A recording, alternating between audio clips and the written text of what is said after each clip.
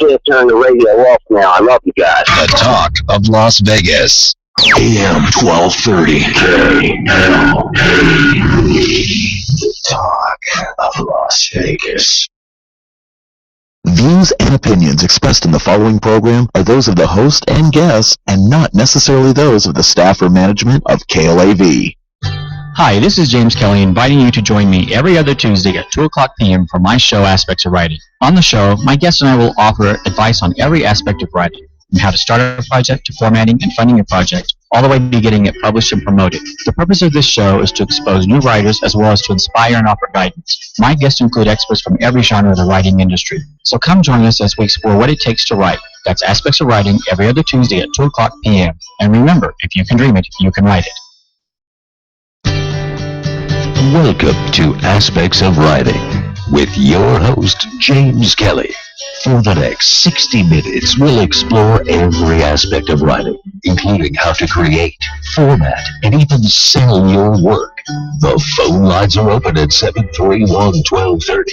That's 731-1230 or toll free 1-866-820-KLAV.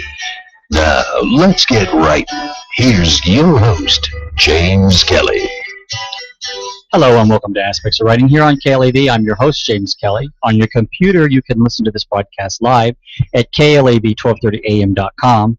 We also are broadcasting live on youtube.com/Aspects of Writing, and just make sure you type in Aspects of Writing as one word. The topic of today's show is using pseudonyms. Our guests for today's show are Morgan St. James, Barbara Fifield, and Stephen Murray, along with my co-hosts Janet Corsi and Dana Michelli. Morgan St. James is the author of numerous books and articles. Barbara Fifield's latest book, Lucifer Rising, we're going to be talking about, and Stephen Murray is the author of the just-released book, The Chapel of Eternal Love. But before we get to our authors, my panel tonight would like to read a few fun facts about today's topic, and we're going to start with Morgan. Okay. Who would have known that Agatha Christie also wrote as Mary Westmacott? The English crime writer wrote an impressive 66 detective novels and more than 15 short story Collections. collections. Oh my God. I should put my glasses on. Don't do it. Under her own name, but she also wrote 6 romance novels under the name Mary Westmacott. We'll probably get into it a little bit, why people do that. And Jan, I'm going to let you take the next one. Okay. J.K. Rowling's wasn't the first. While many established writers are relieved to rely on their fame, these authors adopted sly alter egos. Many authors have chosen to publish by pen names. Lewis Carroll was born Charles Ludwig Dodgson, and Mark Twain grew up as Samuel Langhorne Clemens. And Theodore Seuss Geisel was named on the birth certificate of Dr. Seuss. All right. Wow. And Barbara, are you online? Yes, I am. You're up next. Yeah. Early in horror fiction author Stephen King's career, publishers often limited writers to one book per year, leading King to create a pseudonym to increase publications without oversaturating the King brand. He convinced his publisher to print the extra novels under the pseudonym Richard Bachman. Books published under the pen name include Rage, published in 1977, The Long Walk, published in 1979, Roadwork, 1981, The Running Man, 1982, Thinner, 1984, The Regulators, 1996, and Blaze, 2007. Yeah, it's interesting how these people stay busy even we think they're not writing anything. Yeah, well, you know the joke that the one thing you can't find in Stephen King's house is a sheet of blank paper. And Dana? Hi, everyone. Nora Roberts, while having published work with several pen names, she is best known for her male pseudonym, J.D. Robb. Popular under her own name for several best-selling romance novels, Roberts decided to branch out in the world of detective fiction. Reluctant to enter a completely different literary genre without an already established name, Roberts adopted the male pen name J.D. Robb. Roberts' book series In Death gathered a large following. While it is not certain whether Roberts intentionally chose a masculine pen name, it is widely agreed that the world of suspense literature is dominated by male authors. When Roberts' true authorship was revealed, fans happily welcomed both of her identities. All right. And Stephen. There's some interesting facts here. Yeah. Michael Crichton, while he was at Harvard Medical School, this best-selling author began publishing under his own name. But then he also started publishing under the names of John Lang and Jeffrey Hudson. Then he co-wrote the book Dealing using the name Michael Douglas, which was a combination of his name as well as his brother's. So interesting. And I'll take the last one. Sidney Sheldon, an American writer, playwright, and novelist, sold his first script south of Panama to a studio for $250 in 1941. Thought I'd just throw that in. He would go on to write every episode of The Patty Duke Show, which ran for 7 years. He also made, produced, and wrote the show I Dream a Genie. And fearing the public would grow sick of seeing his name all over the place, he used 3 pseudonyms: Mark Rowan, Alan Devon, and Christopher Galato. These were also used when writing Nancy and Heart to Heart. His legacy includes 18 novels, which have sold over 300 million copies, 200 television scripts, and 25 major films, along with 6 Broadway plays. If you are just tuning in, you are listening to Aspects of Writing with me, your host, James Kelly, here on KLAV, along with my co-hosts, Dana Michelle and Janet Corsi. On your computer, you can listen to this broadcast live at KLAV1230am.com. Our guests for today's show are authors Morgan St. James, Barbara Fifield, and Stephen Murray. But before we get on to the next, or to our guests, I'm gonna let Janet speak. We're all doing it today. Right, and we're going to go to a segment called Jan's Review. Jan? Hey there, everybody. I just finished reading Shelter Me by Judy Shine Logan. And although this book is fiction, it will appear real, as you will think you know its characters by their personalities. Every character exists somewhere. Every word spoken has been spoken before, yet it is a fictional book.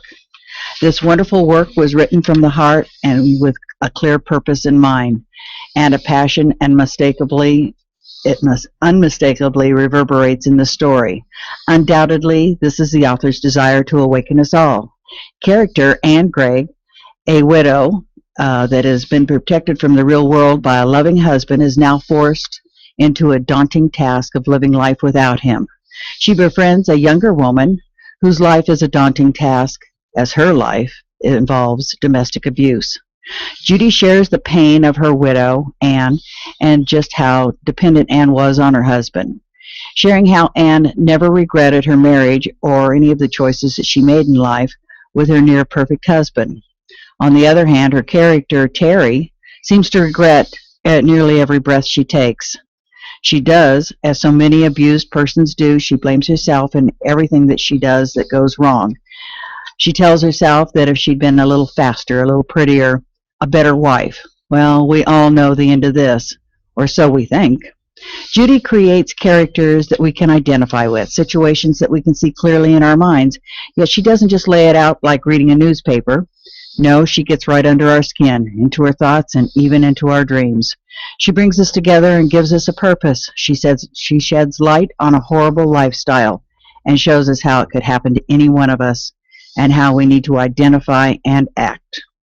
I highly recommend this book for anyone who knows anyone or thinks someone they know may be in trouble, yet they haven't identified how serious their situation is. It is an eye-opener, a heart-stopper, and will get the conversation started, which could lead to a positive result in someone's life. Shelter Me is a must-read, in my opinion, book for every young girl just getting her feet wet in a relationship, and every young man who thinks of a future with a wife, a home, and a family. And Stephen, you had a comment about this. Yes, actually, Jan, I'm very pleased you select this book for your review this week, because a couple of weeks ago there was a author's party at the Volvo dealership here in Las Vegas, and I got to sit next to Judy Shine Logan at that event. We shared a table. And it was interesting because her book's about marital discord and mine's about marital bliss. But we had a good time, just the two of us. And she's a charming, delightful lady, and I think her book it's a huge public service. It really is. I think it's going to be very good for not just women of domestic violence. There's men too that suffer from that. So Yes. I think her book will do as a huge service. I loved it. It really is a very moving book. Mm-hmm. You know, I read it too, and I think it was very well done. Yeah. Yeah. And have of course, a you know, copy, I'd but come I off haven't read of it doing La Bella Mafia, which was a true story of abuse. Yes. And so I could see how true, you know, how realistic Judy's things rang in the book. Yes. You are listening again to Aspects of Writing with me, James Kelly. You can listen to this podcast live at KLAB1230am.com on your computer. Our guests for today's show are authors Morgan St. James, Barbara Fifield, and Stephen Murray. Our first guest is Morgan St. James. She is the author of Ripoff, La Bella Mafia, Betrayed, Confessions of a Cougar. That's true too. Confessions of a Cougar, Silver Sisters Mystery Series, Writer's Tricks of the Trade, The Mafia Funeral, and other short stories. Can We Come In and Laugh Too? 8 Sure Signs of a Jewish Mother, and 2 Unforgettable Christmases. She lives right here in Las Vegas. Those two are totally different. She lives right here in Las Vegas with her husband. Morgan has written over 500 published articles about the publishing industry and the craft of writing. She is a columnist for theexaminer.com. Welcome to the show, Morgan. Please tell us a little more about yourself, your past, and what led you to writing. Oh my God. I probably took up half the show with the things I wrote. I'll make it brief. Okay. I started out as an interior designer. I was lured into writing when I was asked to write an article for a design magazine. And there's a whole story with that, but it would take up the rest of the show. And anyway, after writing that article, I went on to write other articles, and then I wrote for newspapers and for magazines. And in the mid-'90s, my sister and I conceived the idea of the Silver Sisters Mystery Series. And we were both published writers, not in fiction. And we quickly found out what we didn't know about fiction when all of the rejection notices piled up. Uh-huh. So we worked with a manuscript evaluator for a year and wound up producing an award-winning book for our first book. Right. And it has just been reissued as a second edition. And then I just progressed into writing lots of things. I'm a workaholic, so I guess that's shown by my titles. And just recently added another member to the family, my wonderful Dylan the dog, a rescue dog. Nice. Oh, that's great. Cool. Now, do you and your sister, your sister lives in Alaska? No, she actually lives in Oregon now. Oh, she lived in Alaska for 35 years. Okay. But she lives in the little town of McMinnville, Oregon now. Yeah, you both have relocated. Used to be in both Yeah, LA I was and here. LA and here, and now I'm full-time in Las Vegas. Yeah. So do you and your sister, do you both plan on writing anything else collaboratively? Oh, yeah. We're reissuing second editions of all 3 of the Silver Sisters books that were in publication. We kept getting requests from fans after the original publisher went out of business a year ago. And so we decided how we were going to have them published, and new covers, some edits. You know, when you publish a book and you read the hard copy, invariably you say, I wish I'd done it this way. Well, we've had the opportunity now, and all 3 of the books will be back in publication by the beginning of 2015. As I said, A Corpse in the Soup was just released, and Terror in a Teapot is next. That'll be at the end of the year. Okay. Vanishing Act in Vegas will be early 2015, and we're currently working on Diamonds in the Dumpster. Oh, great. Oh, Now, my God. that series of books actually had a publisher, Yes. and that company... It was actually a tragic situation. It was published by L&L Dreamspell, and Amazon still has copies of that available, of the L&L Dreamspell, but one of the partners contracted cancer, and she died within a matter of months, and the other partner was so devastated that she closed the business and gave 200 authors back the rights to their books. Oh, wow. Okay. Jen, you have a question? I have been wondering why you have roller skates on. Now I get it. My when do you have time to do all of this? Well, a lot of my friends ask me what I do with the extra 5 minutes I have in a 24-hour day. Now we know. So tell me, what was your favorite book that you've written? What's the favorites? It sounds like you couldn't possibly have one. I've got to say that with all the books I've written, A Corpse in the Soup, the first one in the Silver Sisters Mysteries, is still my favorite book, not only because it was an award-winning book. It was named Best Mystery Audiobook by USA Book News, but because my sister and I had never been close. She lived in Alaska, I lived in LA. We talked to each other a couple of times a year. My mom was the conduit. And when my mom got sick and we started talking to each other, and then we discovered we both liked funny mysteries. So when we decided to write these books together, it was a thing that bonded us. And we have gone, even though we live in different states, different cities, and we're really different types. The two twin Silver Sisters are based loosely on our own personalities. But through writing the series, we went from barely knowing each other to becoming very best friends, and that's why that book is so important to me. That's wonderful. Oh, that's a great story. That's beautiful. Yeah. And Dana, you have a question?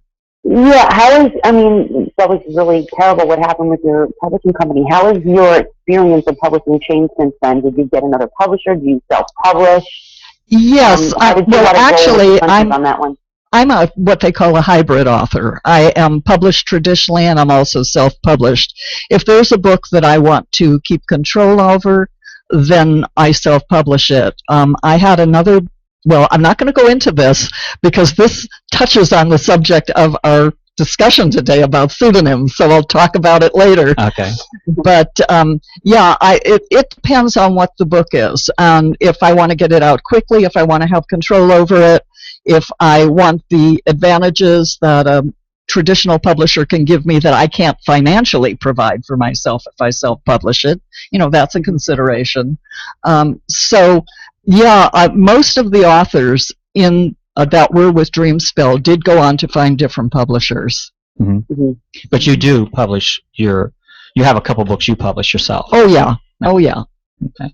Mm-hmm. All right. And what books are available at the Barnes & Nobles? I know you just did a book signing a week or two ago because I spoke with Deborah. Yeah, well, actually, La Bella Mafia was just approved by Barnes & Noble for in-store stock. Mm-hmm. In fact, I only found out about that yesterday. Okay.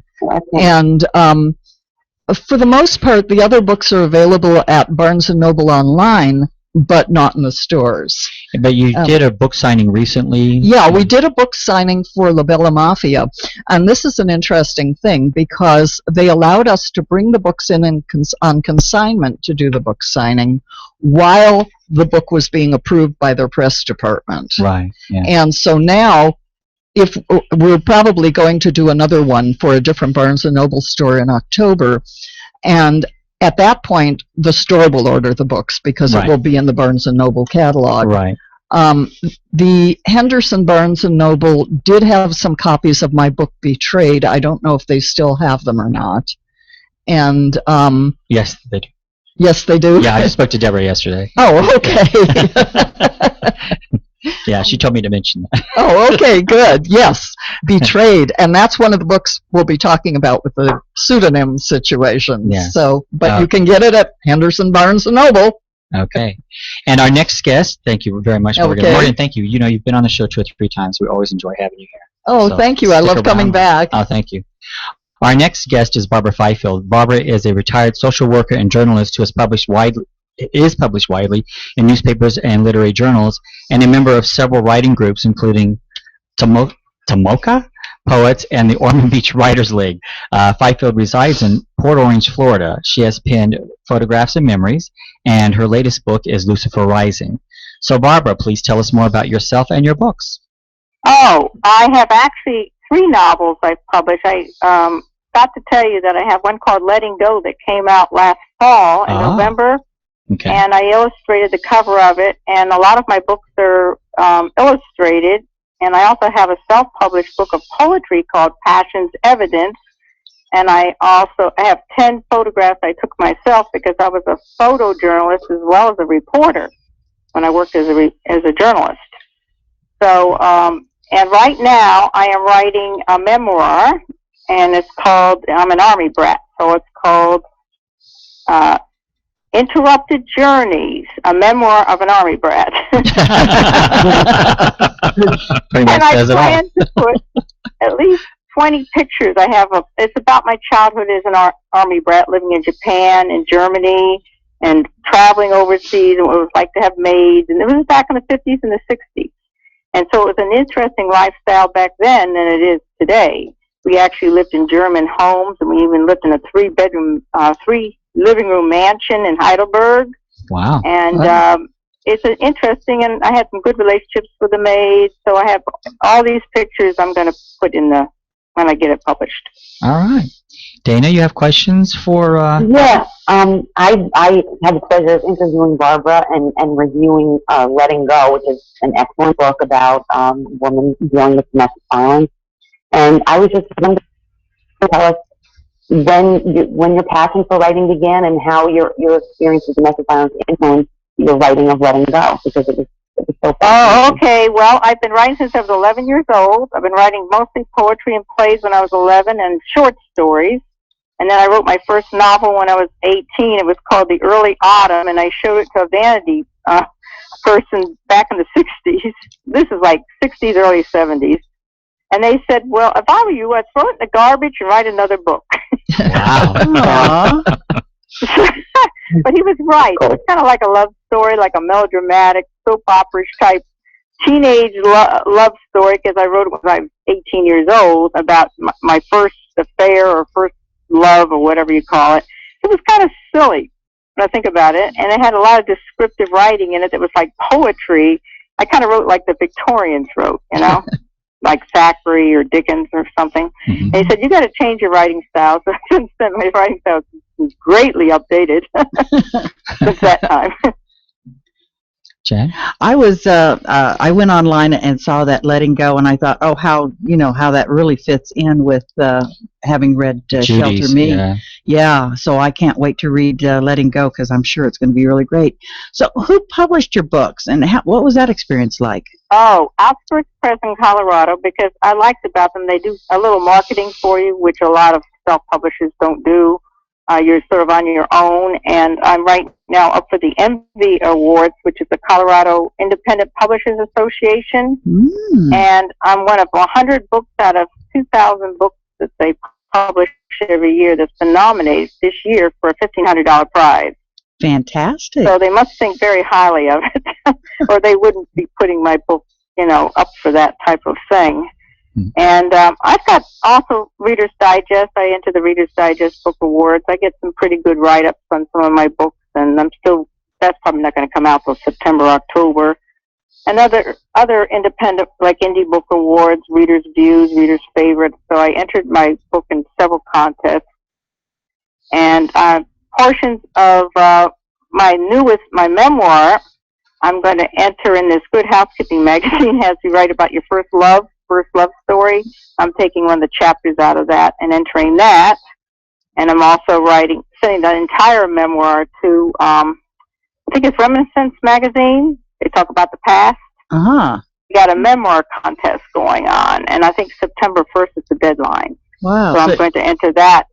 But it probably won't even be finished until September, but they say that even if it isn't finished, you can still send it in. I have about 3 more chapters in it to write, so we'll see. Maybe I'll have it finished by then. But you're self-published then? Yeah, I mean, I want to be in control of it.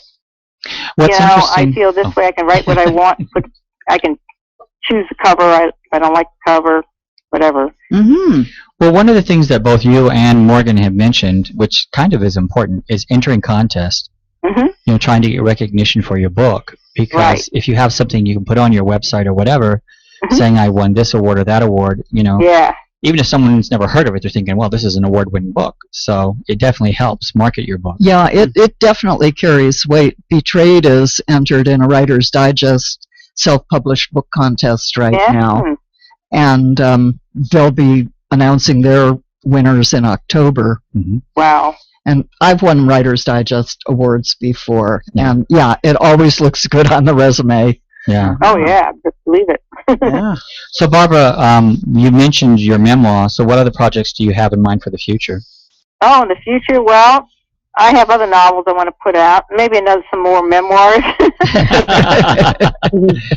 Maybe, I'm thinking, like the type of thing Morgan does. Of course, a lot of people do like mysteries and suspense thrillers and all that. And series is important in order to get people like to read series. Hmm. So. I want to know, can you give people your website address and where they can get more information on your book? Oh, yes, www.Fifield, Fifield, author, author.com. It's www.fifieldauthor.com. And what books are available on Amazon? All of them. And they are?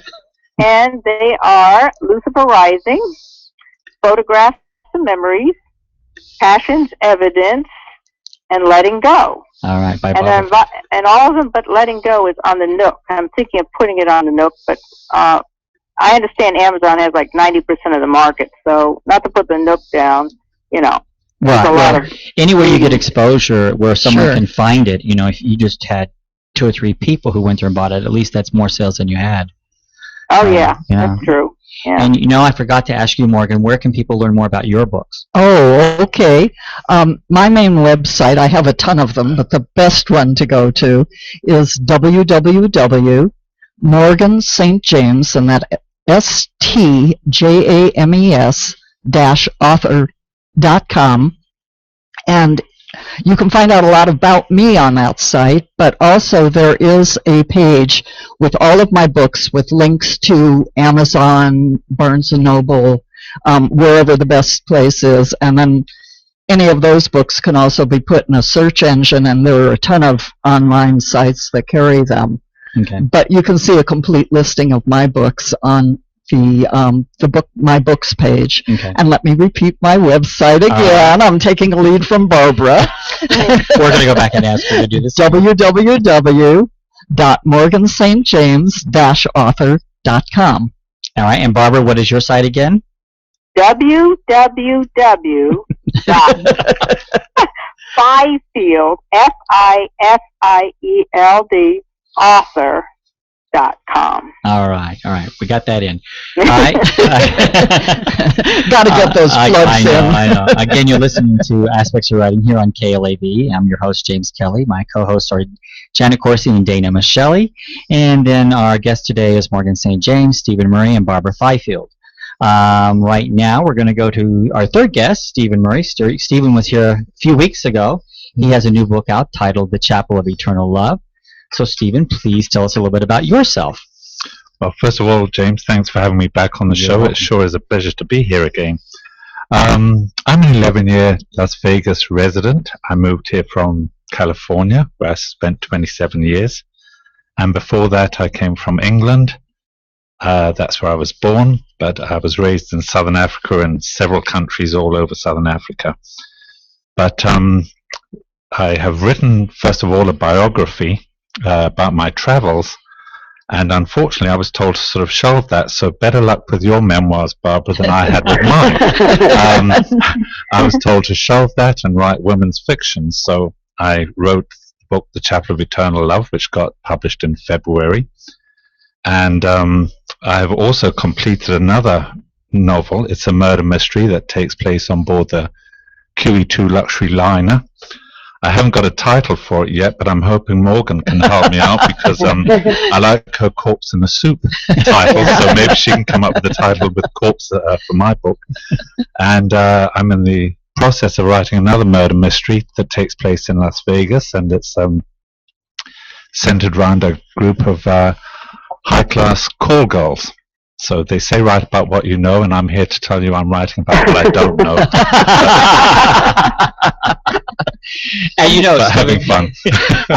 Someone who listened to the show when you were on before, who I know, actually, Morgan, you know this, Bev, there at the company you're through, she said to me, where is Stephen from? Is he from Great Britain, or is he? And I said, I think he's from Great Britain. Is that correct? Yes, but originally born there, but I grew up in Southern Africa. Okay, because that went accent. back to England, and well, there's 27 years of Los Angeles in there too. Yeah. Well, and there are so many British accents Well, as that's well. true. My daughter has lived there for over 20 years, Yes, and she doesn't think that she has an accent. I don't. But she think I have does. one, but people tell me I do. So,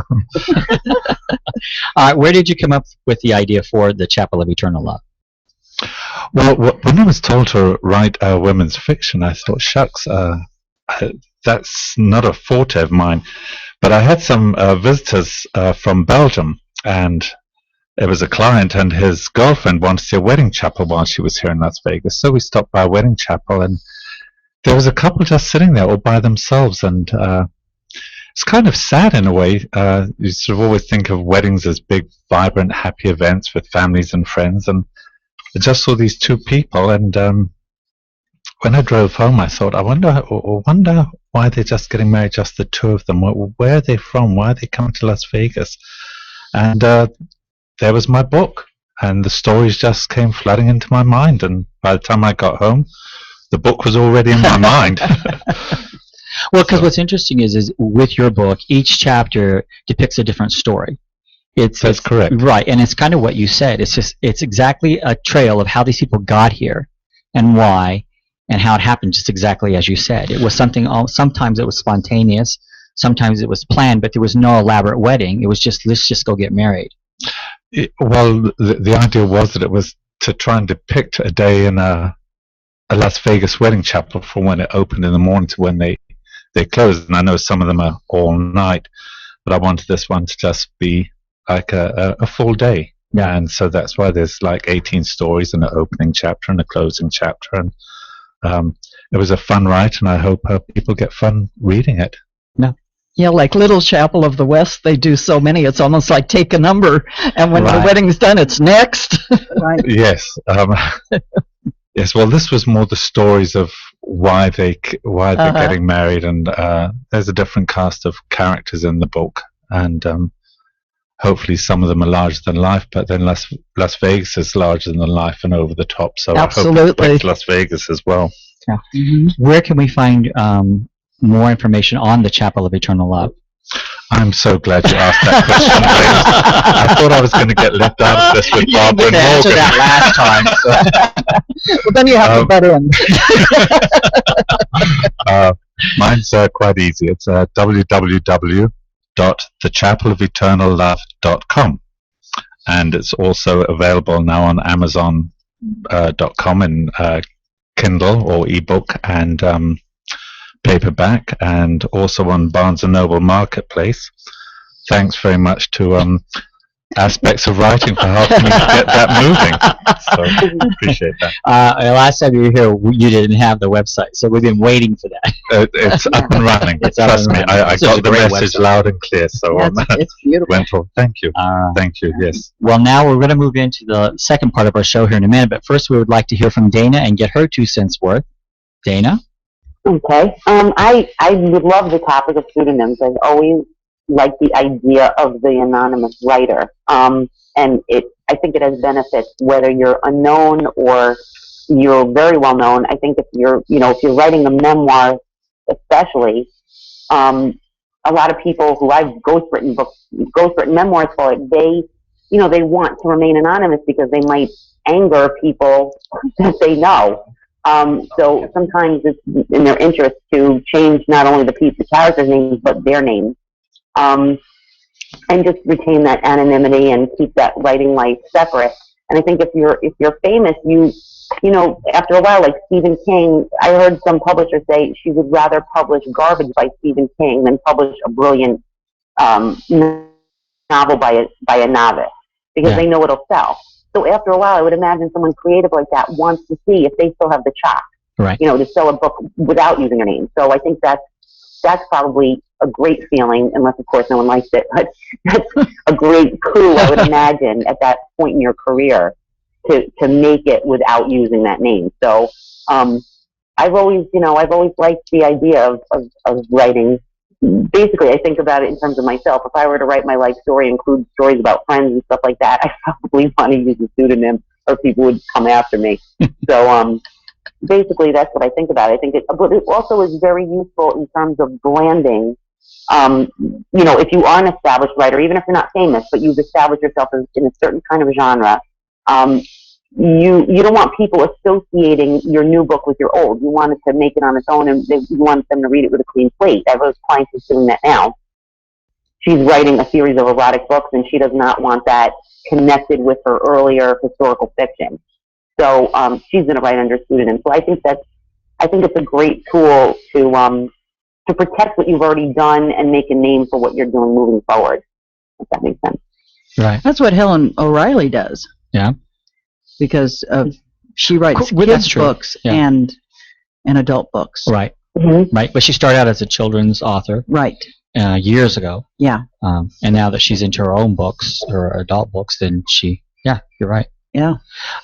We do have a caller on the line, Judy McFadden. Are you there? I'm here, James, and I'm calling to say I'm still alive. I'm calling to say hi to you and Jan and Dana, and also to say hi to my friend and a Henderson Writers Group mentor who's encouraged me and supported me from the very beginning of my writing career through the end. So hi, Morgan. Hi, Judy. Good to hear from you. Good to hear from you, too. How are you doing? I'm doing good. I'm doing really good. Yeah, and you're doing 9,000 things well, too. Oh, well, I didn't even mention the other books I'm working on. I only put Diamonds in the Dumpster. There are more. I know. You're just multitasking, but you do a great job of everything, and just wanted to say hi to you and let you know that I miss everybody out there in Vegas. I'm here in Ohio, but it's getting pretty here, so I'm not going to complain. That's nice. Well, That's thank you. Send me an email, Judy. Let's stay in touch. I will, and I have that. Is it Dylan? Was it Dylan? You sent me a picture of. Oh, yes, my Dylan the dog, yes. Dylan the dog. Well, listen, you keep up the good work, and James, you keep up the good work. I haven't forgotten you. All right. Well, what's interesting, too, with Morgan is that I know this, and I hope you don't mind me saying it. Morgan is so busy all the time, and this is after she just now, a year ago, she finished cancer treatment. Well, it's almost 2 years. Actually, it was a year ago in December that I finished. And you decided nothing's going to stop you from doing what you want to do. No. Well, I have to show I'm a survivor, right? So I was on my way to a doctor's appointment in L.A. In April, tripped over a speed bump in the parking lot and fractured my elbow and sprained my ankle, and drove back to L.A. Drove back to Las Vegas from L.A. with one arm, because I don't let anything stop me. You can't keep a good woman down. No. So, Judy, tell people about the book that you wrote, just briefly, and then I want to ask you a question. Okay, and I want to say, before I tell about the book, Morgan saw me, and she can attest that I knew nothing about writing a book. Is that right, Morgan? Well, you had the ideas, you had the talent, but it needed to be honed, and you needed to learn how to use it. And you and the Henderson's Writers Group honed it and showed me how to use it, and I'm eternally grateful. And but I've read chapters from Life with Macbeth, Lessons Learned from a Therapy Dog, almost every week. And I just can't show how much I appreciated professionals like Morgan and some of the other guys just taking me under their wings and showing me the way to go. But anyway, my book is about my Scottish Terrier therapy dog, Macbeth. The title is Life with Macbeth, Lessons Learned from a Therapy Dog. And Judy, do you have anything else planned for the future? I think you're working on something. Well, I'm working on things, James, but you know what? I've decided to just sort of take a step back and plant a garden. I planted a flower garden. I'm taking swimming lessons. I take yoga classes. I'm just sort of stepping back a little bit, but so I'm not. I really don't have a whole lot going on now. I've got some things that I set into Chicken Soup and Reader's Digest, but I haven't heard anything back. And of course, I'm writing a column for an upcoming newspaper in Las Vegas. I promise you, Judy, that paper is going to come out. I promise you. Something about that. Oh no, Data, don't get started either. No, I have no doubt that it's going to come out. I have no doubt. Now, I just want to make sure all my ducks are in a row before I throw it out there. That's right. So what question did you want to ask me something else, or? No, I was just curious what you were working on in the future. I thought you were working on another book. She's working on Judy. She's working on Judy. I'm working on Judy. Morgan, that's what I'm doing. And my website is www.lifewithmcduff.com, and I'm going to get off and let you guys continue with the show. Right. But Morgan, you take care. I will. Thanks, Judy. All right. Bye-bye. All right. The topic of today's show is using pseudonyms, and I'm going to let Dana read a couple things about it, and then we're going to go into a discussion about this. Dana? Okay. Let me find my place. Okay. Theodore Geisel had 3. Lawrence Block had 6. At last count, Dean Koontz had 11. Dean used the following pen names early in his career: David Axton, Ryan Coffey, Deanna Dwyer, K.R. Dwyer, John Hill, Lee Nichols, Anthony North, Richard Page, and Aaron Wolfe. 2 of the Brian Coffey books have been reissued under Dean's name: The Face of Fear, which was published by Berkeley Books, and The Voice of the Night, also by Berkeley. One of the K.R. Dwyer titles, Shattered, was again Berkeley Books. The lone Richard Page book, The Door to December, was published by Now Signet, and all 5 Lee Nichols titles, Berkeley Books. Chase by K.R. Dwyer was extensively rewritten by Dean and published as a full-length novel in the collection Strange Highways, published by Warner Books, now Grand Central Publishing. Why did Dean Koontz use pen names? His books are wonderful. I can't imagine why I know. he had to, but his early novels brought in very little money, because that's my answer. So he wrote several each year. When an unknown author writes in that fashion, publishers urge him to use a pen name since they feel prolific works from the same author in a short time frame won't receive appropriate attention. Sometimes, too, when an author writes in different genres, publishers encourage the use of the pen name for each one. Koontz has no longer uses pen names. Okay. And this question is for all the authors on the panel. Why do you use a pen name or a pseudonym? I'm going to start with Barbara. Barbara, would you like to answer that? Okay. I have the only pen name that I'm using now is for my latest book, Letting Go, and it's Belinda Tours, T-O-R-S. Belinda, B-E-L-I-N-D-A.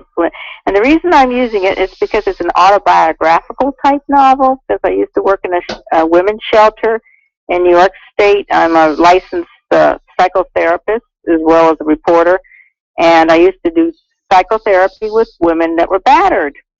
So I didn't want to put their real names in, of course. Yeah.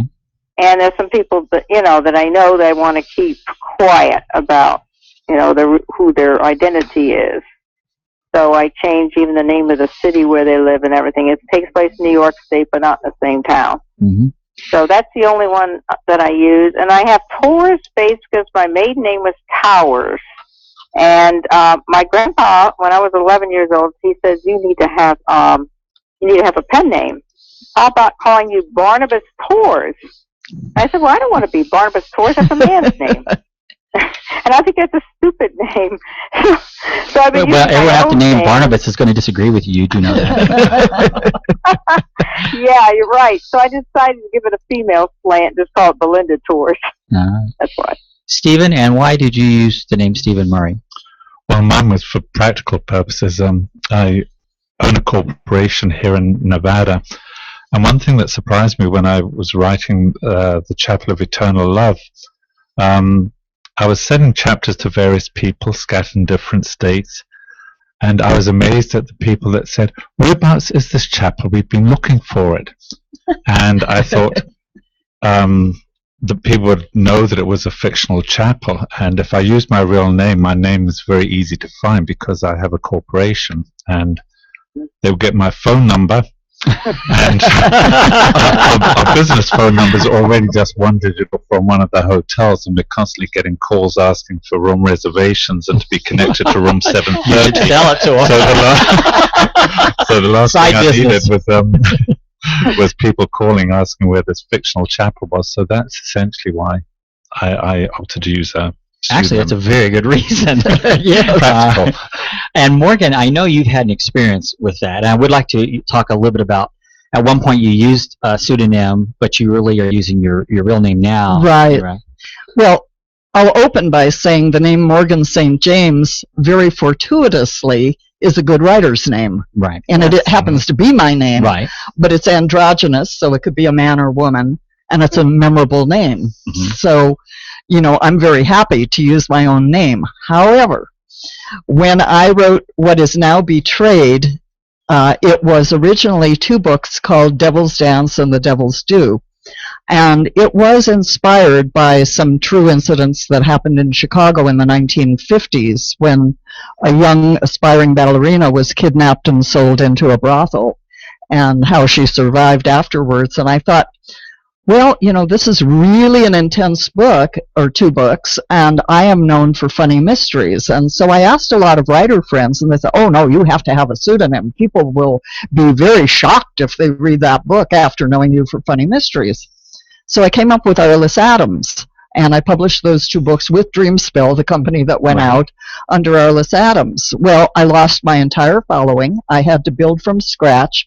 I planned on doing appearances, but I couldn't appear as Morgan St. James because anybody who knew me would say, well, that's not Arliss Adams, that's Morgan St. James. So I got a long auburn wig, and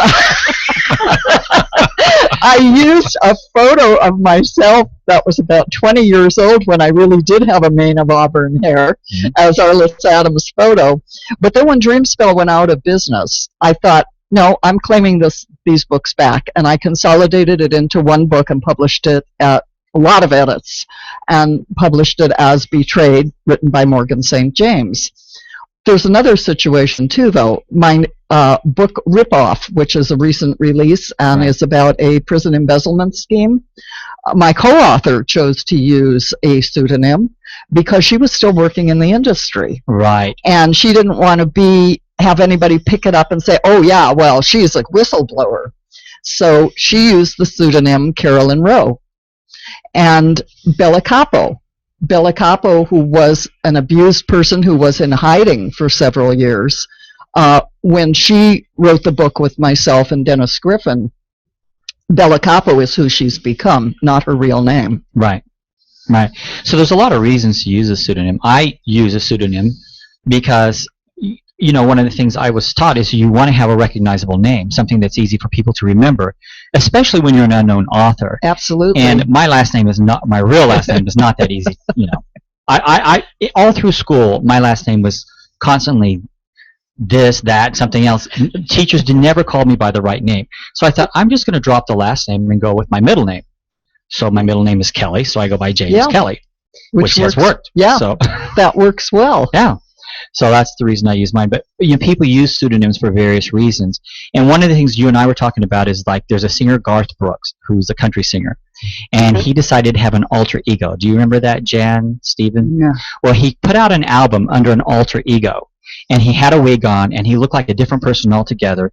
And it was kind of like a pop album. And it did not sell because people didn't buy into this alter ego. Right. And, you know, I think if he had just put the album out as Garth Brooks, he probably would have done well. Well, it was the same kind of thing, losing the following. Because, you know, James, I found out something very interesting, too. One of my sisters in crime friends, Sue Ann Jafarian, who's a very prolific writer, she did research because she put out several different series, and she was going to use a pen name. And she found out that the advice I'd been given was actually the reverse side of what reality was. She found that readers of funny mysteries will switch over to drama. Readers of thrillers and psychological mysteries will not switch over to funny ones. Oh, really? So had I put the books out originally under my name, people probably would have switched over and known that was okay. Yeah. Okay. See, lesson learned. But you gotta have a chance because they're all coming back out again. Oh, yeah. No, Betrayed actually is a much better book than the 2 original ones were. And Jan, did you ever consider using a pseudonym? No, I hadn't. But now that listening to you all, I'm thinking that maybe my main character in my first book would be a pseudonym I would use for following books, because then people would associate her with reality as opposed to it being fictional. That's an interesting concept. Mm-hmm. It does have its drawbacks, I think, using pseudonyms. Yeah, because now that you have a book out under your first name, I mean, it's really a give and a take. It's really difficult to know what to do. Yours is a recognizable, an easy name to remember. Corsi, to me, is an easy name to remember. Janet. So. Just think what fun somebody with multiple personalities. Oh, my goodness. Oh, my goodness. They can write books under all their names. Yeah. Well, maybe that's what Dean Koontz does. Yeah. Could be. Yes. One reason authors use the name is to conceal the fact that they are writing in the wrong gender for their field. Authors sometimes use pen names to hide other personal traits such as their age.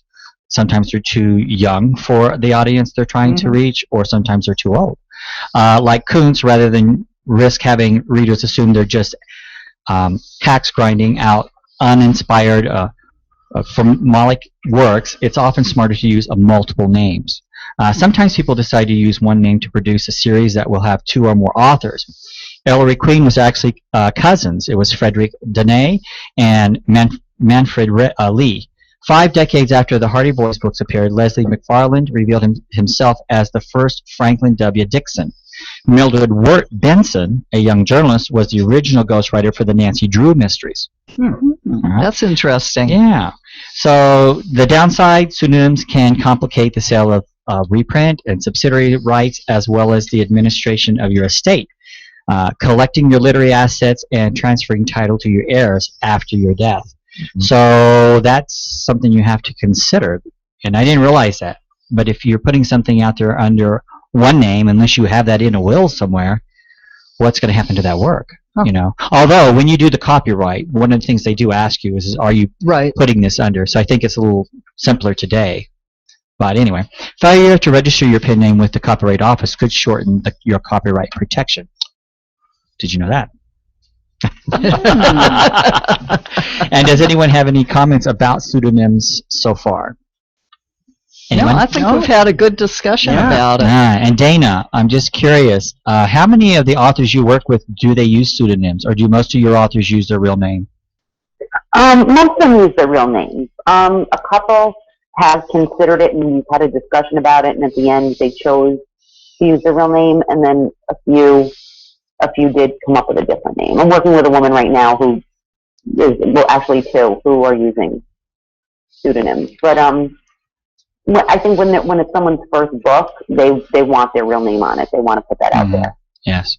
I have a comment, too, something that we had mentioned earlier, is that if you are an author who's not planning on doing live appearances, it's a lot easier to hide behind several different pseudonyms if all of your sales are online. Yeah, I suppose so. We have a couple of minutes left on the show, so I would like to thank our guest authors Morgan St. James, Barbara Fifield, and Stephen Murray, along with my co-hosts Janet Corsi and Dana Michelli. Hopefully our next live broadcast will be July 1st at 2:05 p.m. Pacific Standard Time. You can go to our website, aspectsofwriting.com, for future show lineups. Aspects of Writing broadcast live every other Tuesday at 2:00 p.m. Pacific Standard Time here on KLAV 1230 on the AM dial, and on your computer you can listen to the broadcast live at klav1230am.com. This show is also rebroadcast on VegasAllNetRadio.com every Friday at 5 p.m. Please visit the website to view our show, date, and time. Our past shows are also archived on VegasAllNetRadio.com. You can also view the recorded version of this show on YouTube.com/Aspects of Writing on your computer. This show will be posted immediately after the broadcast. And for past broadcasts, there's a couple that the video did not turn out. We still have the audio on there, so you can still go listen to it. So until next time, this is your host, James Kelly, reminding you, if you can dream it, you can write it. And I would like to add one final note. Mammoth Star Publishing is now up and going. Just go to mammothstarpublishing.com. Thank you, everyone, for being on the show today. Thank you Thanks for having us, James. James. Really enjoyed it. Thank you very much.